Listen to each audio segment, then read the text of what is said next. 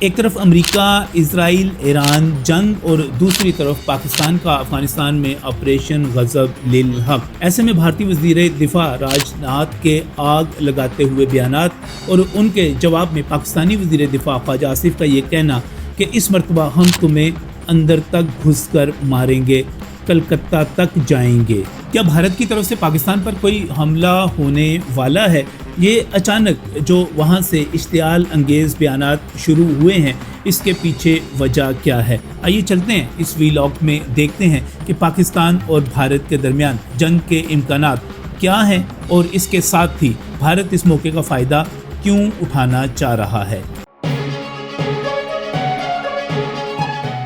السلام ناظرین، میں ہوں نجم علی خان اپنے ویلاگ کے ساتھ، اور اس وقت بہت ہی الارمنگ سی سچویشن بنی ہوئی ہے پاکستان اور انڈیا کے درمیان، چونکہ اس وقت امریکہ، اسرائیل اور ایران کی جنگ جاری ہے اور دوسری بڑی خبریں جو افغانستان سے آ رہی ہیں، لہٰذا ابھی جو ہے وہ خبروں میں چیزیں اس طرح ہائی لائٹ نہیں ہو رہی یا تجزیہ کاروں کے پاس بھی اس طرح ڈسکس نہیں ہو رہی جس طرح کے پروگرامز میں ہونی چاہیے۔ لیکن جو بھارت کے وزیر دفاع ہیں راج ناتھ، انہوں نے اچانک اشتعال انگیز بیانات دینے شروع کر دیے اور باقاعدہ طور پر پاکستان پر حملہ کرنے، پاکستان کو جواب دینے، اور وہی جو پرانا اسی قسم کا جو کہ پہلگام فالس فلیگ کے موقع پر کیا جا رہا تھا، وہ تمام کی تمام ایپیسوڈ ایک مرتبہ پھر ریپیٹ ہونا شروع ہو گئی ہے۔ اسی طرح جو بھارت کے وزیر اعظم ہیں، انہوں نے بھی ایک باقاعدہ طور پہ نریندر مودی نے تمام وزراء اعلیٰ کو بلایا، وہاں پر ایک انتظامی قسم کے جو باتیں تھیں وہ اپنی جگہ پر کیں، لیکن اس کے ساتھ ساتھ انہوں نے پاکستان کے خلاف اور خاص طور پہ پاکستان کے سرحدی علاقوں میں جو ایئرپورٹس تھے ان کے حوالے سے اور باقی چیزوں کچھ ایسے اقدامات کیے کہ خطرے کی گھنٹی بج گئی۔ اب صورتحال ہے کیا؟ یہ کیوں بھارت کی طرف سے کیا جا رہا ہے؟ خاص طور پہ راج ناتھ کے جو بیانات ہیں کہ ہم پاکستان کو سبق سکھائیں گے، پاکستان کو جواب دیں گے، پاکستان کے ساتھ یہ کر دیں گے، پھر اس کے جواب میں پاکستان کے جو وزیر دفاع ہیں خواجہ آصف، ان کی طرف سے یہ کہنا کہ ہم اس مرتبہ جو ہے 100، 200، 250 کلومیٹر تک جنگ جو ہے محدود نہیں رہے گی، ہم کلکتہ تک جا کر وہاں وار کریں گے، وہاں تک مار کریں گے۔ اور انہوں نے یہ بھی خبردار کیا کہ دو جوہری قوتوں کے درمیان جو جنگ ہے وہ کافی خطرناک قسم کی ہو سکتی ہے۔ بڑا آپ یہ سمجھیں کہ انہوں نے ایک انڈائریکٹ انداز میں ایک مرتبہ پھر جو ہے جوہری حملے کی لڑائی کی بھی دھمکی دی، اور یقینی طور پر یہ دھمکی اس لیے ہے کہ بھارت باز رہے۔ بھارت جو کچھ اس وقت کرنے کا سوچ رہا ہے وہی سب کچھ جو کہ اس نے پاکستان پر حملہ کرتے ہوئے پچھلے سال اپریل میں کیا تھا، اور پھر اگلا جو اس کا حملہ تھا وہ 9 اور 10 مئی کو درمیانی رات کو ہوا تھا، پھر پاکستان نے اس کا جواب دیا تھا، تو وہ پاکستان جو ہے اس کو روکنا چاہ رہا ہے۔ لیکن بنیادی بات یہ ہے کہ بھارت کی طرف سے ایسے بیانات آنا کیوں شروع ہوئے ہیں جو ایک مرتبہ پھر جو آپ کہہ سکتے ہیں کہ ہیٹ کو بڑھا رہے ہیں۔ اس کی ایک وجہ تو یہ ہے کہ اس وقت امریکہ کی جو ایران کے ساتھ جنگ جاری ہے، اس جنگ میں انڈیا شاید یہ موقع کا فائدہ اٹھانا چاہ رہے کہ وہ پورے خطے کو اپنی لپیٹ میں جنگ لے لے، اور وہ چونکہ امریکہ ادھر بزی ہے تو وہ اس کو ایک جو ہے فائدہ اٹھا لے۔ دوسری طرف پاکستان جو افغانستان میں آپریشن غضب للحق کر رہا ہے، تو پھر ادھر سے بھی دباؤ ہے افغانیوں کی طرف سے، کیونکہ اس وقت الائنس ہے ایک افغانیوں کا اور ہندوستانیوں کا کہ ہم نے مل کر چلنا ہے، اور یہ آگے چل کر اسرائیل تک ان کا یہ اتحاد بڑھتا ہے، تو وہ ایک سچویشن بنتی ہے۔ لیکن اس سے بھی زیادہ جو مزیدار بات ہے، جو دلچسپ بات ہے، میں آپ کو بتانے جا رہا ہوں کہ جس طرح بہار کے انتخابات کو مینیپولیٹ کرنے کے لیے پہلگام کا فالس فلیگ کیا گیا تھا، اسی طرح عین ممکن ہے کہ اگلے 2، 3، 4 روز میں ایک اور فالس فلیگ ہو جائے، ایک اور اٹیک ہو جائے، اور ایک ایسی ریاست جس میں بھارتیہ جنتا پارٹی، جس میں مودی اور ان کے جو الائز ہیں وہ بہت ہی کمزور ہیں۔ میں آپ کو کیرالہ کی بات کر رہا ہوں۔ کیرالہ میں انتخابات ہونے جا رہے ہیں، وہاں پر کاغذات نامزدگی جو ہیں وہ 23 مارچ تک جمع ہو چکے ہوئے ہیں۔ کاغذات نامزدگی جمع ہونے کے بعد اب صرف چند دن کے بعد 9 تاریخ کو وہاں پر پولنگ ہونے جا رہی ہے۔ آپ کو کیرالہ کے بارے میں کچھ بنیادی باتیں بتاتا چلوں کہ خاص طور پر جنگلات کے حوالے سے، چائے کے باغات کے حوالے سے، اپنے ساحلوں کے حوالے سے اور اس طرح کی تمام چیزوں کے ساتھ ساتھ خاص طور پر وہاں پر جو ایک کمیونسٹ سسٹم ہے اور وہاں پر جس طرح ہیومن ڈیولپمنٹ انڈیکس بہت زیادہ ہائی ہے، یعنی کہ تعلیم پر، صحت پر، انفراسٹرکچر پر، لوگوں کی عوام کی سہولت پر جس طرح پیسہ خرچ ہوتا ہے،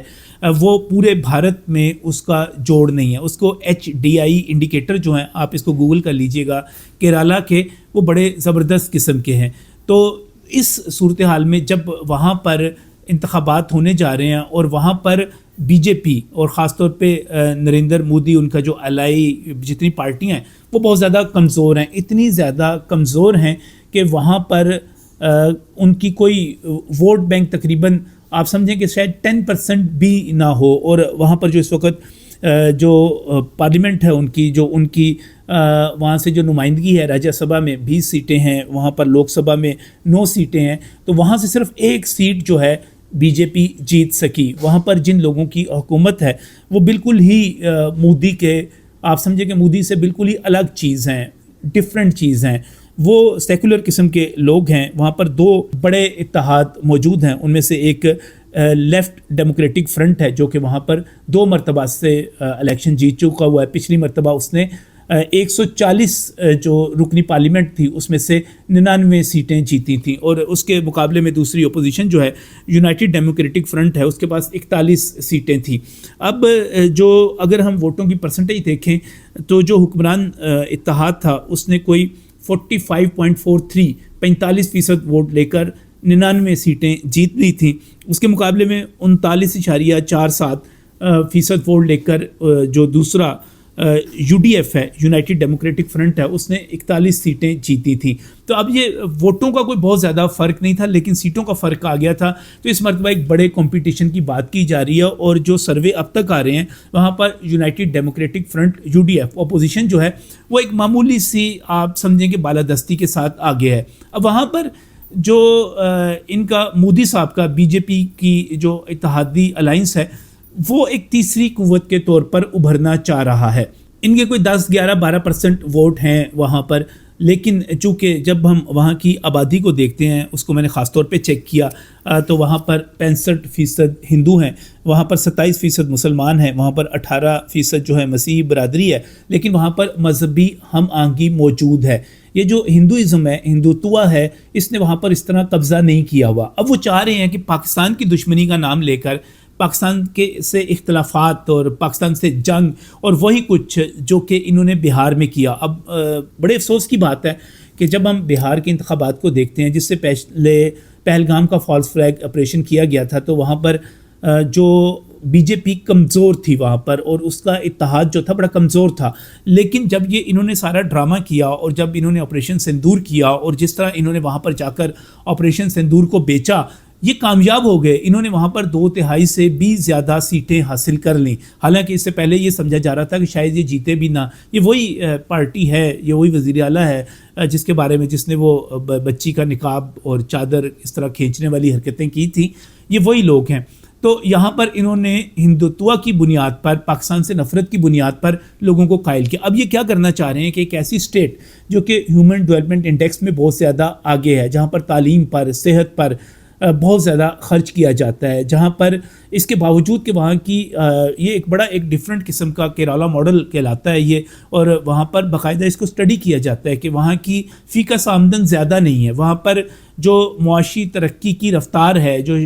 معاشی نمو ہے، وہ کوئی بہت زیادہ نہیں ہے، لیکن اس کے باوجود وہاں پر HDI ہیومن ڈیولپمنٹ انڈیکس جو ہے وہ بہت زیادہ بہتر قسم کا ہے. وہاں پر صرف تعلیم کی بات کر لیں تو 95-96% تک وہاں پر تعلیم آپ کو ملتی ہے. وہاں پر ایون آپ ماں بچے کی صحت، یعنی کہ فی 1000 بچوں کے اندر جو ڈیتھ ہے وہ 5 سے 7 تک ہے بچوں کی، جبکہ باقی ہندوستان میں یہ 25 سے 26 تک ہے. تو یہ جب فرق سامنے آتے ہیں تو پتہ چلتا ہے کہ یہ کافی ایک مذہبی ہم آہنگی کے ساتھ، آپ خود دیکھیے نا کہ مسلمان جو ہیں وہاں پر 27-28% ہیں، ہندو جو ہیں کوئی 65-66% ہیں، لیکن وہاں پر مسیحی بھی موجود ہیں. تو ایک ہم آہنگی کے ساتھ وہاں پر چل رہے ہیں. اور اسی ہم آہنگی کے ساتھ آگے بڑھتے ہوئے، ڈیولپمنٹ کے ساتھ آگے بڑھتے ہوئے، ایک بڑی ایک زبردست قسم کی ایک اسٹیٹ کے طور پر آگے بڑھتے ہوئے وہاں پر نریندر مودی اسی نفرت کو لے جانا چاہ رہا ہے, اسی انتہا پسندی کو لے جانا چاہ رہا ہے. تو میں نے آپ کو بتایا کہ 9 اپریل کو وہاں پر انتخابات ہونے ہیں, 4 مئی کو حتمی نتائج, ابتدائی نتائج تو سامنے آ جائیں گے لیکن حتمی نتائج آنے ہیں. تو وہ یہ چاہ رہے ہیں کہ ہم یہاں پر انتہا پسندی کو لے کر جائیں, اور وہ اس وقت اس کوشش میں ہیں. میں آپ کو بتاتا ہوں ان کا پلان کیا ہے. جو خود ہندوستان کے تجزیہ کاروں کو میں نے سنا, ان کا پلان یہ ہے کہ اس وقت جو ایل ڈی ایف میں اور یو ڈی ایف میں مقابلہ ہے اور بڑا ایک ٹف کمپٹیشن ہے, اس کے اندر ان کی کوشش یہ ہے کہ یہ اب آگے بڑھ کر الیکشن میں کلین سویپ تو کر نہیں سکتے یا سادہ اکثریت بھی نہیں لے سکتے کیونکہ یہ بہت پیچھے ہیں. تو اس میں ان کی کوشش یہ ہے کہ ایک ہنگ پارلیمنٹ بنے,